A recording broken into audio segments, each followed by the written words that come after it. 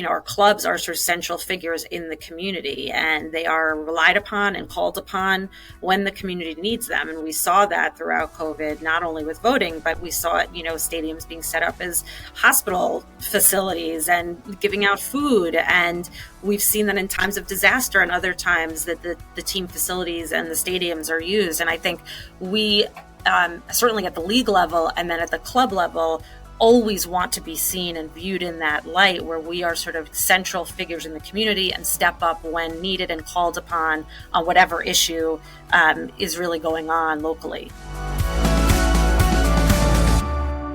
Hello and welcome to the Vet Our Democracy podcast, created by us, the nonprofit, nonpartisan, pro-democracy group, We the Veterans and Military Families.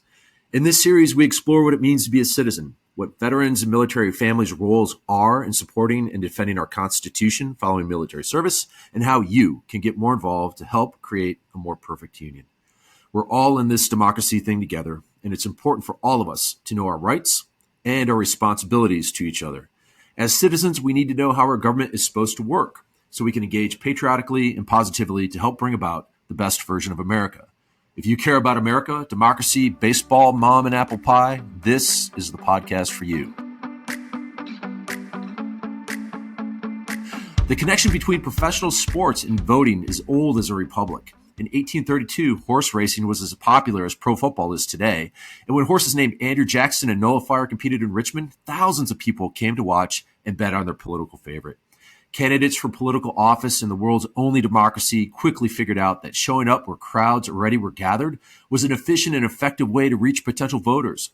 George Washington and Thomas Jefferson and maybe many of their contemporaries used sporting events in conjunction with running for office. In fact, the first time the national anthem was played before a ball game was 1862. Athletes like baseball's Jackie Robinson led by example and furthered a national conversation about freedom and fairness that helped make America a more perfect union. And in more current times, Americans like the National Football League's Pat Tillman showed us what it means to be a true patriot, forgoing millions of dollars to serve in the Army's 75th Ranger Regiment and support and defend our Constitution. Pat Tillman's legacy and example live on in the Pat Tillman Foundation, which is a proud partner in our next topic, the Vet the Vote Public Awareness and Election Poll Worker Recruitment Campaign. In 2022, we quickly realized that America had a deficit of about 120,000 election poll workers. Without enough people to serve in the polls on a volunteer basis, there would be fewer polling stations, longer lines at the ones that were open, and less democracy for everybody. So we, the veterans and military families, teamed up with the National Football League to create Vet the Vote. And this was to recruit America's next generation of election poll workers. We are proud to report that in 2022, just by asking veterans and their family members to serve their country again, more than 63,500 people responded and closed more than half of America's need for election poll workers in the last election. Joining us today is the NFL's Anna Isaacson, who's the Senior Vice President for Social Responsibility, and Ken Edmonds, the VP for Public Policy and Government Affairs, both from the National Football League, who have been tremendous partners in Vet the Vote. Anna, Ken, welcome. Thank you. Thank you so much for having me. What part of the world are you in right now? Where are you located? Well, I'm in Washington, D.C. I'm looking out my window where we have some snow, and we're expecting some more snow later tonight and into Friday morning. So we're trying to stay dry, and but certainly pleased to be with you and Ellen this afternoon. Awesome. Anna, where are you? I am in Manhattan, in the middle of New York City at the NFL offices. Greatest city in the world. Indeed. Awesome. Love it. Yeah, I hope you're a little bit warmer than us at 19 Fahrenheit outside in the Shenandoah Valley. And I know Ellen's down in Norfolk today. Well, I'm not going to tell you how much warmer it is down here, but it's warmer. Awesome. Well, great. I want to kick off with our first question. Why is it important for the NFL to promote voter registration and participation? Joe, I guess I can start and then throw it over to Ken. I think, the NFL has this incredible long history of taking a stand on social issues and giving back to communities and engaging the public. I think we, pride ourselves on being a unifying force in the country and really trying to bring people together, the country together. And, there's no more important issue than voting and civic engagement and making sure that the American public feels connected to this process and feels like they have a role to play in this process. And I think we are very fortunate to have a big platform where people can find us, can listen to us, and we use that platform to try to move the needle in a positive direction. And we've, along with our players who have really pushed us and pointed out to us that this is important to them, we know it's important to the American public, and that's really the main reason why we're engaged. Love it. Yeah, I love especially the part about bringing people together. Ken, your thoughts? Yeah, I think Anna said it well, particularly during this time of political polarization and partisan divisions. The league wanted to leverage our platform to promote the fundamental values and ideas that bind us together as a country, right? And as Americans, we believe that for our democracy to work for all of us, it must include all of us. Absolutely. And yet every year, millions of eligible voters are unable to cast a ballot or don't cast a ballot. And so NFL Votes is aimed at not only educating everyone within the NFL family, but those outside of our family so that they can participate in the democratic process, feel like they have a voice, and then exercise that voice through the electoral process. So we're excited about entering into our fourth year of the NFL Votes Initiative, and we're excited about the impact that we'll have in communities around the country. That's awesome. Absolutely awesome. Before I throw it over to Ellen, I just wanted to bring up a fact. When I was researching for this, America in the last election had a 62.8% of eligible voters actually voted, right? So like if we were getting a collective grade card in high school, we'd get a D, right? So I think, what you're talking about, Ken, is removing barriers to voting and educating people to invite them to actually participate. And I think that's hugely important. Like we really want to see that go up, just like the NFL does in 2024. Ellen.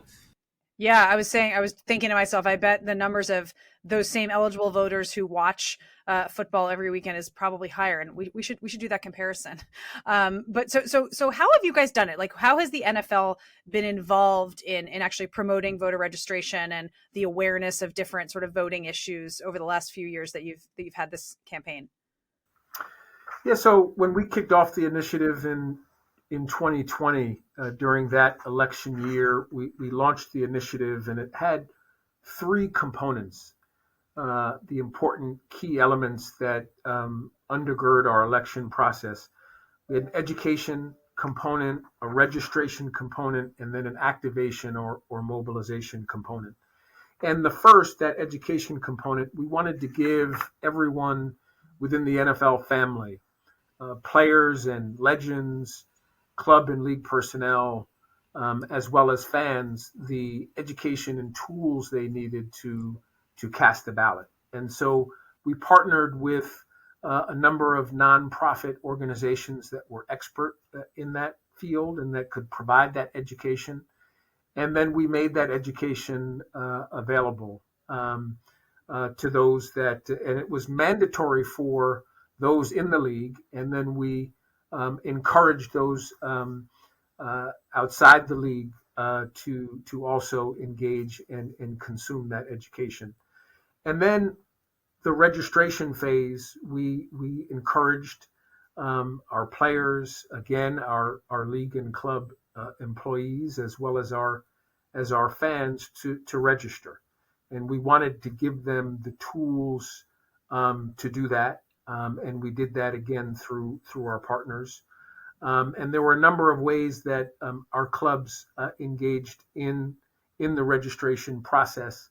But it was all designed to encourage people to take that step and register to vote. And then finally, during the mobilization or activation phase, we wanted to encourage them to take that, since they had the education and they got registered, to then take that final step and actually cast the ballot on election day.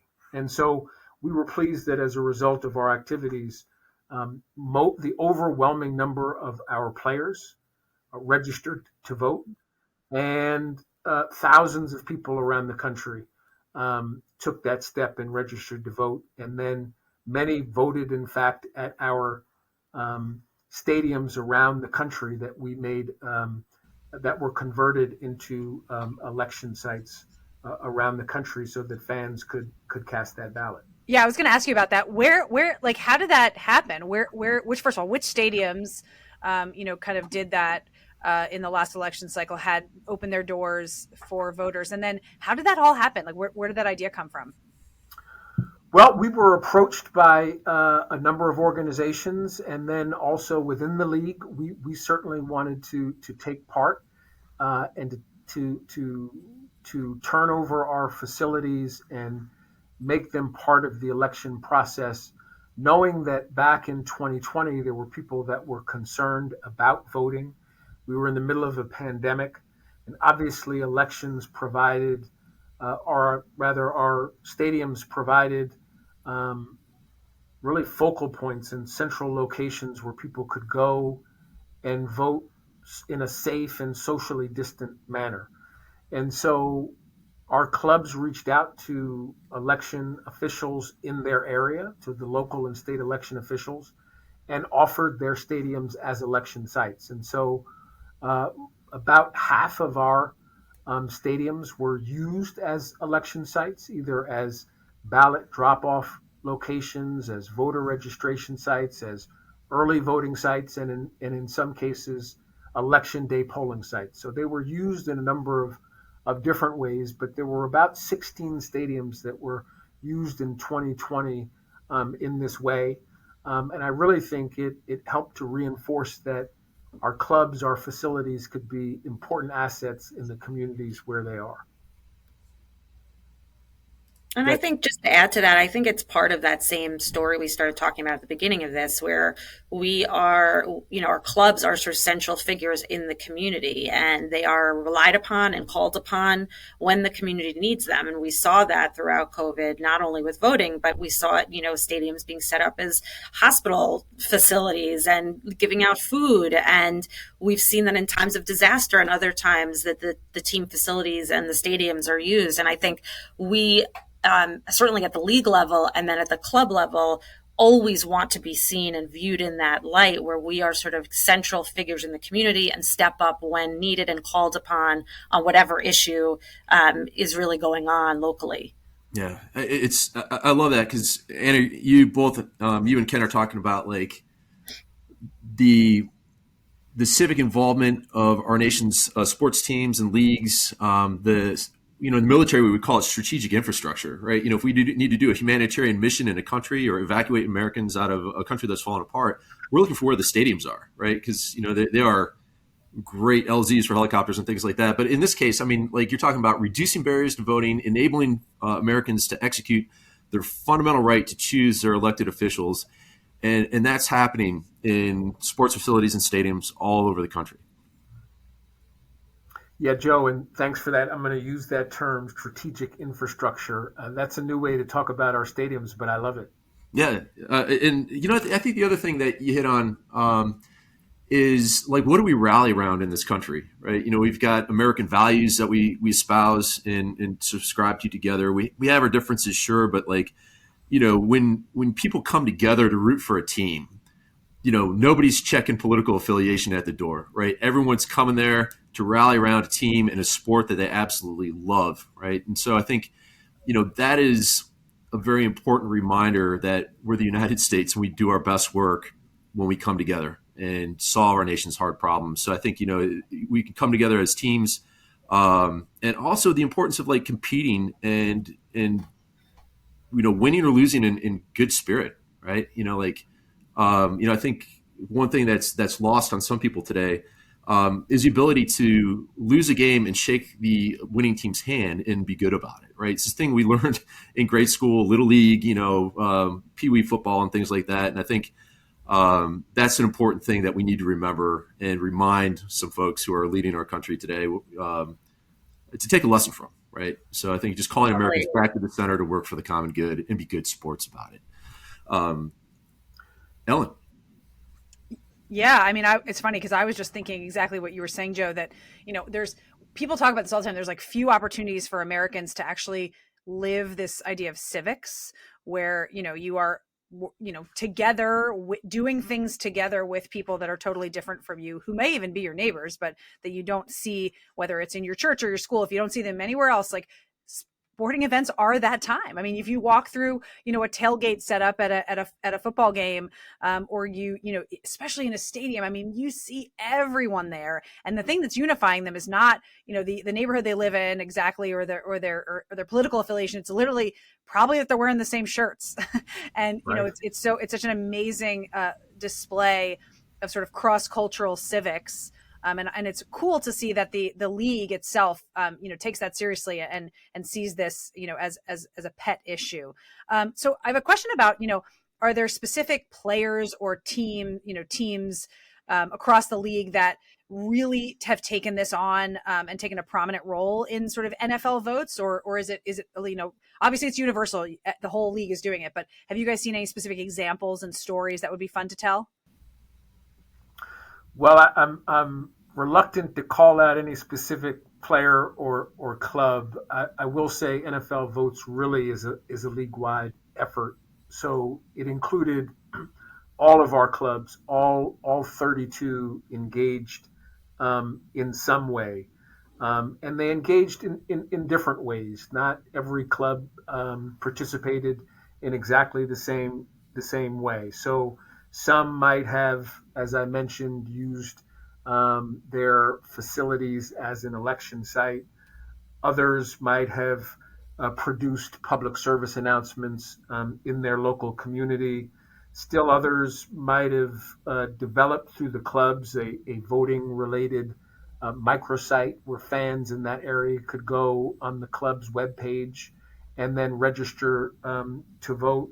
Others held in person voter registration drives or amplified messages about the importance of voter participation on social media. And then still others had on field activations that they engaged in. And so, in a variety of different ways, they contributed to the process, they amplified the message. I will say, and during the process, that several clubs even reported that 100% of their players were registered to vote, which was, an amazing feat. And that was again back in 2020. I will mention, at the risk of contradicting myself, those teams. It were the Cleveland Browns, the Indianapolis Colts, the Los Angeles Chargers, the San Francisco 49ers, the Seattle Seahawks, and the Washington Commanders. But again, every team participated in some way, and our players really led the effort. And we had a number of players that participated in public service announcements, and others that, in their own way, engaged. And it was again a league-wide effort, and it was great to see. I That mean, it's only appropriate that you just have to give a little healthy competition here for which teams are going to hit that metric going into 2024. Absolutely. Look, we would love to see all of our teams reach that 100% threshold. That might be a little ambitious, but it would be great to see, and a great number to keep in mind, to have that level of registration and engagement. And then, of course, we want to make sure that we're inspiring our fans to do the same, that yeah, they're taking this process seriously, that they're engaging in the process.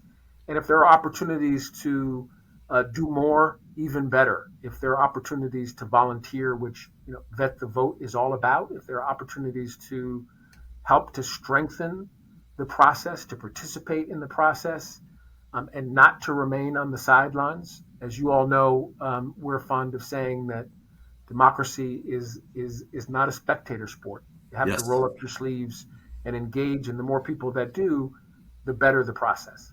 that's right. That's right. And what I love, Ken, about the teams that have 100% registration, and that's like leadership by example, right? So many young people look up to your players and your coaches as like inspirational figures, and what a great opportunity to just say, hey, Yeah, this is important too. Like, we know football is the exciting thing, and your civics class in high school or voting might seem a little bit boring, but when you really think about it, it's really, really important. So I think, anything that y'all do to promote that is great. Like another thing that, we're keeping our eyeball on in 2020, there's a report that came out from the Federal Voting Assistance Program that 2/3 of military members were interested in voting in that election, yet only half were able to vote. And when they looked at the reasons why they weren't able to vote by absentee ballot, it was because they couldn't complete the process right in time. So, they didn't know about it ahead of time, or, because when you're stationed on the far, corners of the globe, that ballot's got to get out to you. You got to request it. It's got to travel, usually in a military transport plane, in the U.S. mail bag, get to you. You got to fill it out. You got to return it. And, if you're in remote parts of the world serving your country, that can be a real challenge. But it is done. And anything that you can do to help educate military viewers about absentee ballot voting is super, super important, and really will make a big difference, because, it's safe, secure, time tested, and absentee voting by mail is actually military innovation that goes all the way back to the Civil War. It is like military proven effective way of getting business done. So I just wanted to highlight that. But I think we ought to talk more specifically about Vet the Vote in 2024.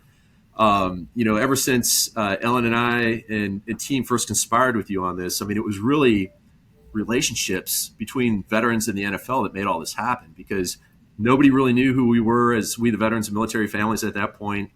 And through General George Casey, who knew Paul Tagliabue, who knew Roger Goodell, who knew y'all, like, we got, introduced and started building this thing really on relationships and sweat equity at the start, and close more than half of America's need for election poll workers in 2022, right? We needed 120,000, 130,000 nationwide. And together with the NFL, Chamber of Commerce, and 30 plus veteran and civic organizations, recruited more than 63,500 election poll workers last time. So, where are we going in 2024 together? Can we talk about that? And then we have some big announcements coming up that's going to happen during the Super Bowl. Let's go. Let's talk about it. I think for us, you captured most of it, but it's been a really fruitful partnership with Vet the Vote for the NFL. And I think something that struck Ken and I from the beginning is that it was this really awesome combination of so many things that we care about, right? We have been focused on the military community through our Salute to Service campaign forever. And we're really focused on not only active duty, but military families, veterans, right? And so obviously Vet the Vote brings that aspect to it. In addition, we are incredibly committed to the voting system, to civics, through our Inspire Change campaign, our work on social justice, and really hearing from NFL players how important being part of the process is to them, and encouraging fans and other players to be part of the process. And so this was an opportunity for us to sort of bring that work together and bring it even closer together. And so it just felt like a really perfect partnership for the league, for the NFL. And of course, everything is built on relationships. So I think us building those relationships with both of you and your team and our team, I think has made it really come to fruition, and then allowed us to maintain it to this day, right? So, I think for us, we are always thinking about, okay, the success in 2022 is great, 63,000 poll workers. I think we all believed in the fact that we needed to make sure that Americans trusted the democracy and trusted the voting system. And that was really important to us. And there's no better group to do it, right? You mentioned earlier sort of people looking up to NFL players, but we know that people look up to and respect people who serve our country, right? And so that partnership, I think, felt really perfect, and then felt like something that we could continue into 2024 when we know this is going to be such an important presidential election year. Yes, absolutely. Yeah, absolutely. And what's amazing, what you just said, Anna, is that the irony is voting in the real sense of the experience of going to vote is also built on relationships, which is, of course, what poll workers are. There's more than 10,000 voting jurisdictions in this country. When you go, you are likely to see people that you have a relationship with, whether or not it's your actual neighbor or someone that you see at the grocery store. And the people that are working as poll workers in those locations are also your neighbors, veterans, many of them, and military families, but also just, neighbors. And so what we're trying trying to remind America is really that voting is actually about the local relationships, making it happen. And then, of course, you're voting for someone who may seem really distant, but you're also voting for your very local offices. And so I think that I love that story. I mean, that's the foundation of getting out there and doing this very important thing that we all fight for, right? The military, family, and veteran community is fighting to protect this constitutionally assigned opportunity to vote. And so we just want, it's all part of a great relationship with our neighbors and with our country. And Anna brought up the T word, and she said trust. And I think that is so, so important to highlight because, what we're doing together and what the NFL is helping us do in supporting has greater implications than just here in the United States, right? We are the world's brightest democracy.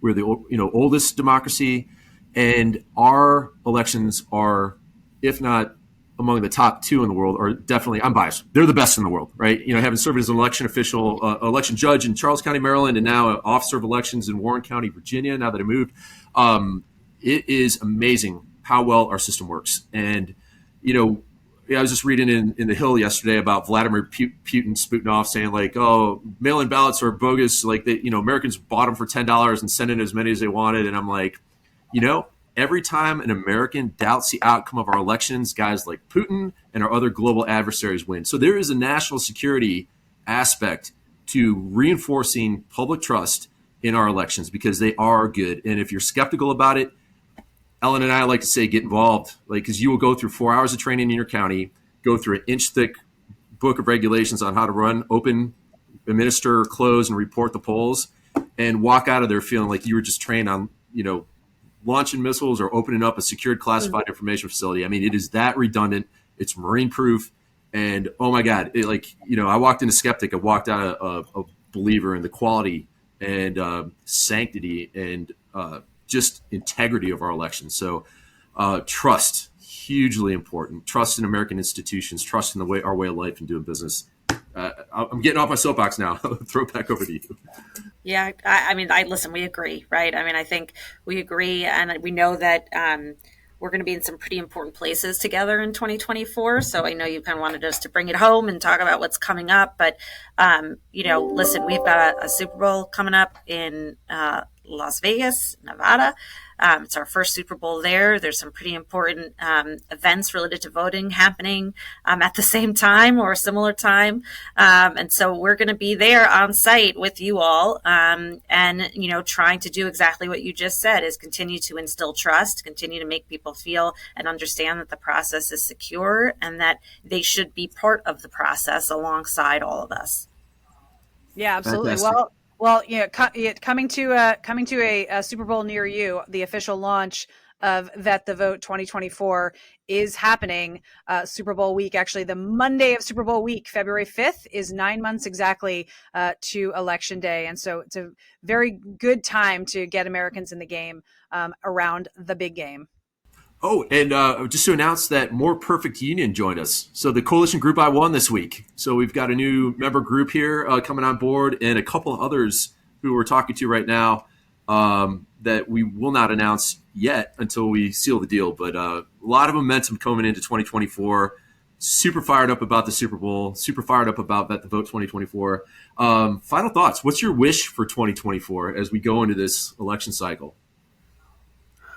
Well, look, we want our mission to be successful, right? The mission, your specific mission about recruiting more veterans and military family members to serve as poll workers, that of course helps our elections run more effectively and efficiently, and it serves the larger goal that you and Anna and Ellen talked about, and that is reinforcing people's trust and confidence in our election system. And then we want more people to participate. So, Joe, some of those numbers that you talked about people who are not participating, we hope that through our joint efforts, they will be encouraged to learn about the process, to learn about the issues that are confronting our country, and that leads them to register to vote and to cast the ballot and to take part in our democracy. And by doing that, that'll help to make our country stronger and better. And so that's the mission. we're pleased to have you all as partners in that mission, and we're going to go forward with that mission in mind, and we'll be successful. I'm confident of that. Lovely. Love it. Love it. Love it. Anna. I mean, Ken said it well. I think, we're really excited about this year. I think for us, it's really important for us to tell young people, to tell people who haven't had access, that this is an important part of the process. It always feels easier to do that in a presidential year because people are more aware and paying attention.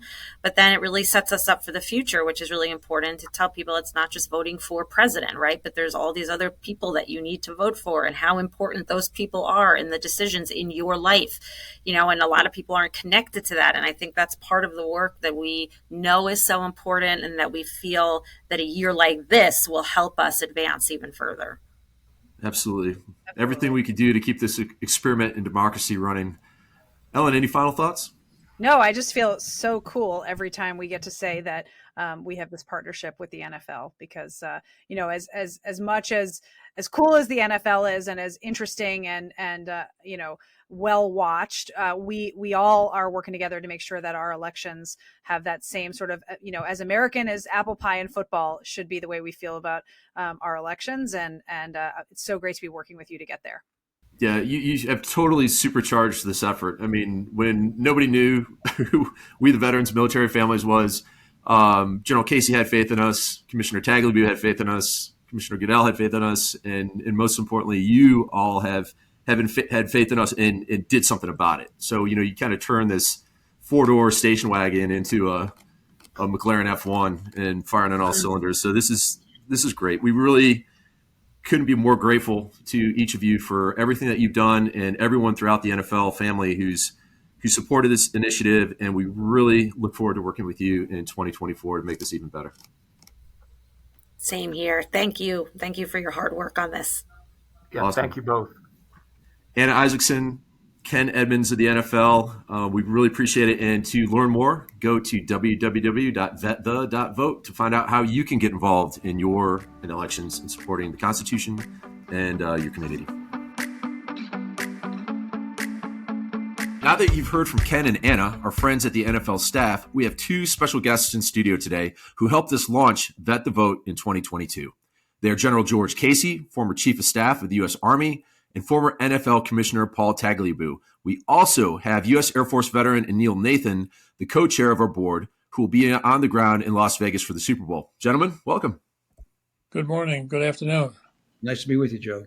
It's great to have you here. Well, both of you, I know from our many conversations, deeply care about America. You're both patriotic Americans. My first question to you both is, what do you see what's the state of American democracy today? Well, I think it's healthy, and I know that other people are quite negative, and there's some unprecedented challenges that we face as a nation that can make you negative. But I'm of the view, and I think you share that view, that the future doesn't happen. It's shaped by optimistic people who are prepared to work hard and to have a mission and achieve goals. So from that perspective, I'm very encouraged. I see young people coming forth and wanting to serve in one capacity or another. I see people of all walks of life critical of the polarization, critical of the division, and supportive of the people who are trying to unify America and find out what we have in common, which is more important than what may divide us at a certain level. So, on balance, I'm an optimist, but I understand that that optimism has to be pursued and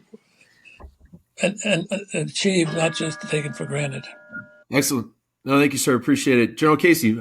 Yeah, I'm maybe not quite as optimistic as Paul is. I mean, I see a lot of the same positive things that he sees, but when we have a situation where over a third of the American electorate doesn't believe that, or believes that the 2020 election results were fraudulent, that's a real challenge, because confidence in the election process is fundamental to a strong democracy. And given the way that the primary season is going, it just looks to me like the potential Republican candidate who challenged the last election results is going to challenge this election results no matter what happens. And I think that's something that we all need to work very hard to prevent. General, let me follow that up with a question. We know that democracy is under attack around the world. I mean, we see democracies like Ukraine being attacked by Vladimir Putin in Russia. When Americans doubt the outcome of elections, what does that do for our nation's adversaries? No, that's a terrific point, because we're seen really as a beacon of democracy around the world. And when people look at us and see, for example, after the 2020 elections, the friction that occurred, they question the stability of our form of governance, and people can take advantage of that when they perceive weakness. And so I think we need as a nation to send strong signals that the democracy here is effective and working. And I would add to that. I think that the business community and the civilian side of our society faces some of the same types of pressures. When people begin to engage in violence or encourage violence instead of political discourse, and when some people call what is clearly violence, they call it valid discourse. That has a big effect in society. It leads the average citizen to question whether he or she might vote. It leads business leaders and academic leaders to be conservative and risk averse. And when you're conservative and risk averse because of threats and intimidation, which we have out there, that's very destabilizing and negative, both in the short term and the long term. Absolutely. And Neil, I see you nodding. What's coming up for you? Yeah, no, I would love to, Commissioner Tagliabue. I mean, this concept of the role that the civilian side of the equation plays in strengthening our democracy. We obviously know that the military and people who sign up to defend our country swear an oath to support and defend the Constitution. But from the civilian perspective, and particularly from your experience as as a leader of one of the most iconic American institutions and that exists, the National Football League, what do you see the role for business leaders and for organizations like the NFL in ensuring that democracy in America is strong? Well, I think one of the roles is to have voting facilities that are safe and secure, but more important, it's to have individuals in their community and beyond their community to make certain that the average citizen understands what's at stake. In some ways, we're not here just dealing with a traditional election campaign. We're not dealing with Nixon versus Kennedy in 1960. We're dealing with individuals who threaten the underlying premises of democracy, the rule of law, the respect for institutions, whether they're civilian or military institutions. People are challenging the validity of those institutions. So it becomes a challenge and a contest between democracy and some other form of what some people call anti-constitutionalism or autocracy. But as I look at history and I listen to historians, we faced this maybe once in one other circumstance in our nation's history. That was in 1858. It was not Lincoln versus Douglas, which we often read about in the great debates, but it was abolition versus continuation of slavery. So people don't understand when we say there's a fundamental difference now. It's not easy for the average individual who's going to school or going to work every day to understand what we're talking about. I think what your organization is doing, and similar organizations are doing, both civilian and military, are really important in having people understand what are the candidates' values and what are the candidates' policies likely to be before they pull the lever in the voting booth. Absolutely. And that's a great transition into one of the institutions around voting is a military absentee ballot, right? And not just for the military, but actually voting by mail for all Americans. We do know that that's a military innovation, safe and secure, goes all the way back to the U.S. Civil War, where troops were voting for elected officials back home from the battlefield. General Casey, I know that that's a issue near and dear to your heart, and you're part of a group called Count Every Hero. Could you tell us a little bit about the mission of that group and how it got started and what it aims to do? Sure. Yeah. So Count Every Hero was started just prior to the 2020 elections, and it brought together a group of former service secretaries, former service chiefs, and retired four-star generals and admirals to advocate for our military and veterans voting rights, to ensure that their votes were adequately they were represented and their votes were counted. Um, in the aftermath of that election, and in the aftermath of the first non-peaceful transfer of presidential power in our history, we expanded our focus to promote civic literacy, so that more people understood the workings of our government and could better contribute, but also to promote effective civil-military relations between the elected civilian leaders and their military officers, a relationship that was significantly challenged during that peaceful or non-peaceful transition of power. And then thirdly, we still stick to our basic premise of ensuring that the voting rights of our veterans, military, and military families are protected, and their voices are heard. Absolutely. Go ahead. The last piece I'd say is, we are one of the partners of the, and we advocate veterans signing up to be poll workers, as I have done, and a couple of the other members of Count Every Hero have done. No, and that's a great setup for the next part of our conversation around Vet the Vote. When in 2022, when We the Veterans was looking for a way to promote positive and patriotic civic engagement within the veteran community, we quickly realized that America was short about 120 to 130,000 election poll workers nationwide. And I remember one of the early discussions back then was with you and Commissioner Tagley about how can we take this idea of asking the veteran community to serve their nation again as an election poll worker, and really amplify that up to a nationwide public awareness and recruitment campaign. Can you tell us a little bit about why a program like Vet the Vote, which encourages veterans and their family members to serve as election poll workers, is important?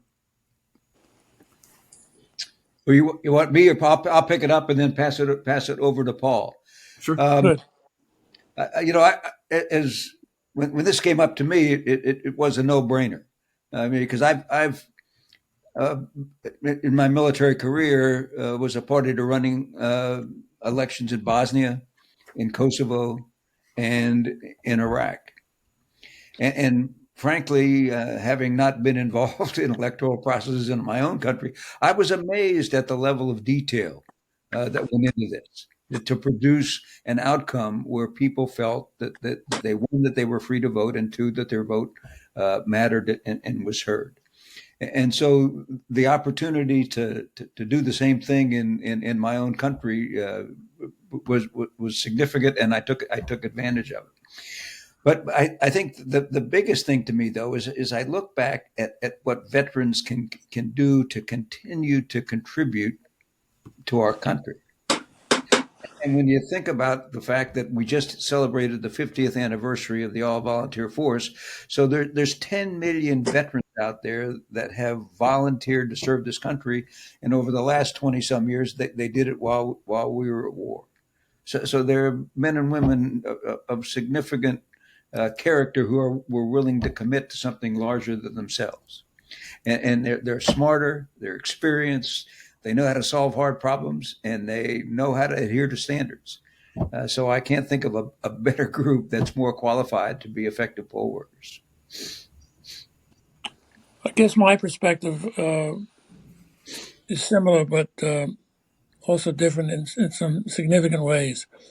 I don't want to spend too much time talking about my age, but I was born in 1940, and in my lifetime, there have been three occasions which have marked extraordinary national challenges: violent, unprovoked, unanticipated attacks on our nation, our values, and our freedoms, and our national security. And those dates are December 7, 1941, September 11, 2001, and the most recent such situation, January 6, 2021, which we've already talked a little bit about, the violent assault on the Capitol. And what has struck me when I was first approached about this veterans program was the difference between 2001 and 2021. After 2001, the nation pulled together. It was an attack from outside of the nation, and then the conditions in cities like New York were particularly acute. The Pentagon was hit by the terrorists. Pennsylvania was hit, but people came together in extraordinary ways. I mean, fire departments from around the country came to New York to help out when NFL games were resumed after a brief period of respect and no games. The nation pulled together in incredible ways and made clear that they were not just cheering, but they were contributing funds and services to bring us together and get through that difficult time. After 2021, that has not happened in any way, in anything like what happened in 2001. Instead of everyone pulling together, we have elected officials who run on election denier platforms. We have people who have taken a critical position in the immediate aftermath of January 26th and now say that was then and this is now, and they've changed their perspective 100%. So when I learned of this opportunity for the NFL and for other businesses to partner with this organization of veterans, I viewed it in that perspective of history tells us what we should do and what we should not do. And I think we're still struggling to figure out why we're divided and why we're polarized and not more determined to be one United States. Definitely. Neil, you had a question for...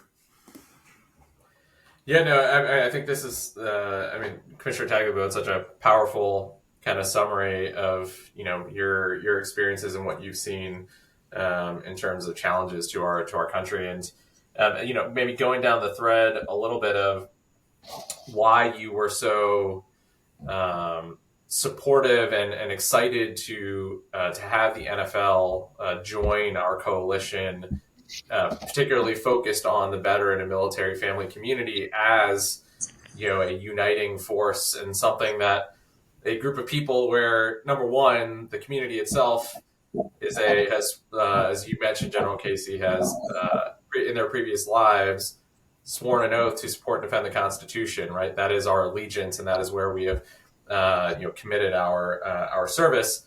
But also at a national level, the veteran and military family community is one of the most trusted groups that exists, across party lines, right? It doesn't matter who you support and what policy kind of positions you take.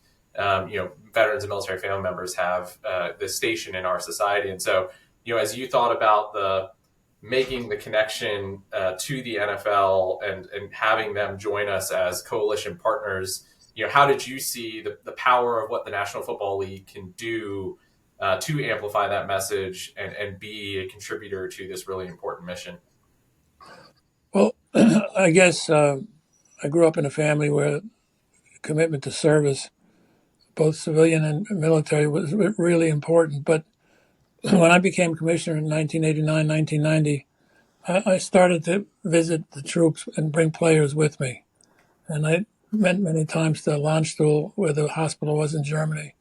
And I brought great players from years past and current players, Jerome Bettis, Michael Strahan, people like that who were current players when I was commissioner. And, the idea was that we would visit with those troops, many of them were just coming back from the battlefield and hospitalized, because we could inspire them. And what we learned the premise was that football players could inspire the men and women in the military. What we learned was that the men and the women in the military inspired the football players, inspired me, and inspired other executives of NFL teams, because their commitment was so clearly and so clear and so obvious. It was not just lip service. It was a commitment that was a life and death commitment. And I took a lot away from that in terms of what the NFL can do. And in addition, in the mid '90s and late '90s, I was chairman of the board of the United Way of America, which is a civilian organization that helps people with their needs and addresses the needs of our society. And what I found was that I'd go to an NFL game on Sunday and go to a United Way organization on Monday in cities all over America. I'd Sunday football and Monday United Way. And what I found was that people were committed to helping each other.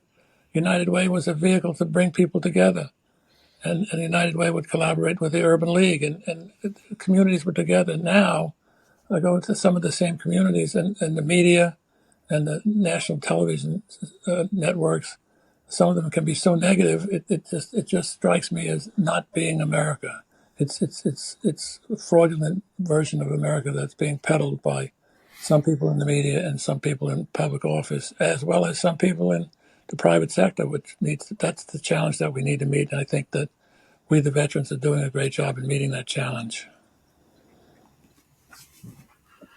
Thank you, sir, for those thoughts. I want to follow up with one last question to you both. So you both travel the country. You run into a lot of people in your travels. What do you say to folks when they are skeptical about our elections and how they're being run and the validity of the outcomes? What would you say to folks who are like, yeah, I just don't think it's running the way it should? Well, what I found was that, and I was having this discussion with some good friends of mine recently, the best thing to do is to ask people some questions. If you don't believe the election was fair or accurate, what elections are you talking about? Are you talking about your state? Are you talking about Georgia? Are you talking about Arizona?